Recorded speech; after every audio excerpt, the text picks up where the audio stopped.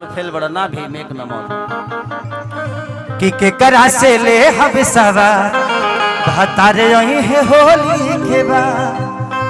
अरे देवरा तो कोई सहा कैसे रहब भगवा भा।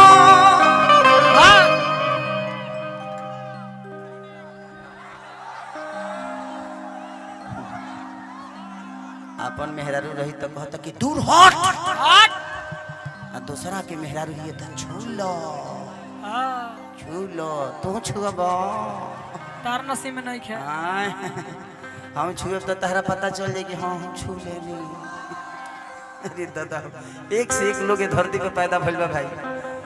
पल्लवी जी आप चिंता मत करिए, अभी तक आपका स्ट्रगल था, आज से स्ट्रगल नहीं रहेगा, खत्म हो जाए। बैर ले लेबा का तू बैरवा ले लेबो बैरवा लेबो।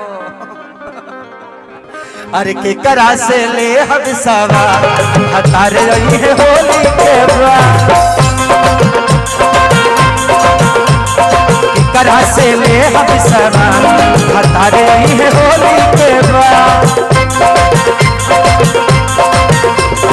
देवरा तो आइल सहा कैसे रहब भगवा भा। देवरा तो आइल सहा कैसे रहब भगवा भा। पल पल दयावे लैया भतारे यही है होली के बा।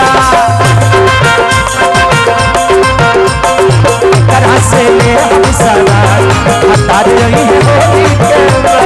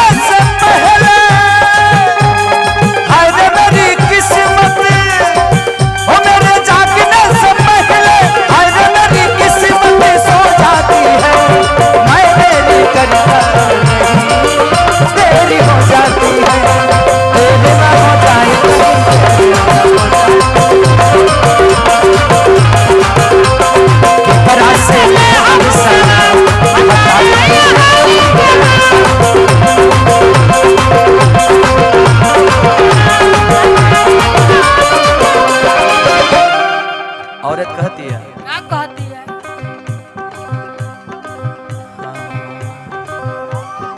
अच्छा ये ऐसे हरक रही है जैसे कि आज तक इनको किसी ने छुआ ही नहीं। किसी ने नहीं छुआ, छुआ है ना? के छूला बा? वही तो शूटिंग में छुआ है। कौन छुआ है? हाँ शूटिंग में छुआ होगा। हमर चढ़ली जवानी कैसे मनवा के बहानी। रोज खाने जो बनवा छाने हो।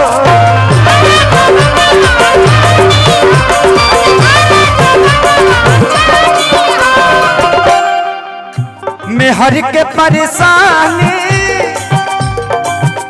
केहू दोसर का मानी। जे पर मोहरत न दर्द का जानी हो।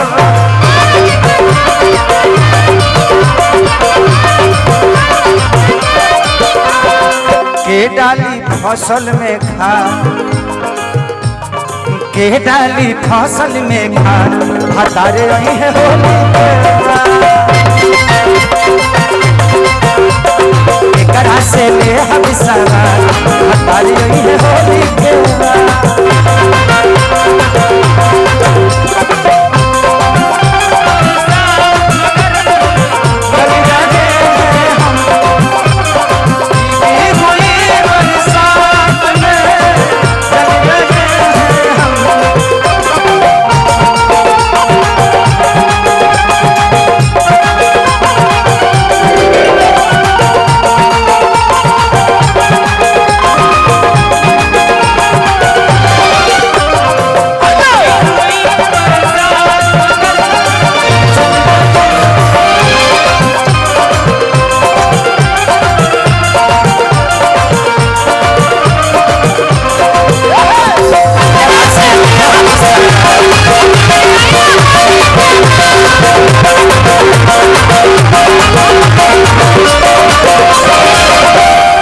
और ये लास्ट में कहती है का कहती है कि कौन जवार है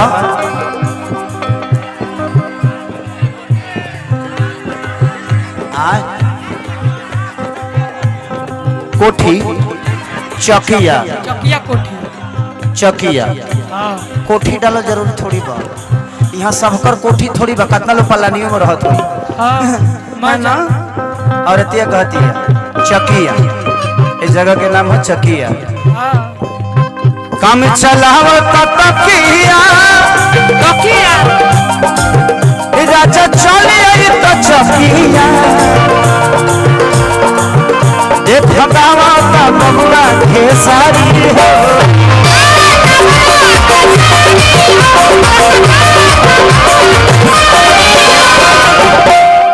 पराठा खियाई दिन फकिया कुछ रोगे न बकिया देख होली में आफत बभारी हो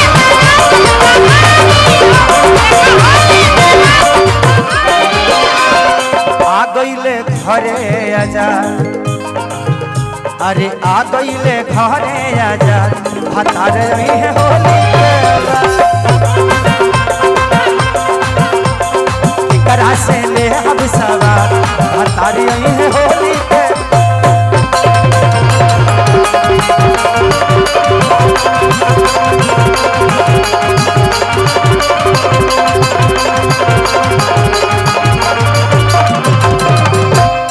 वाह वाह चलिए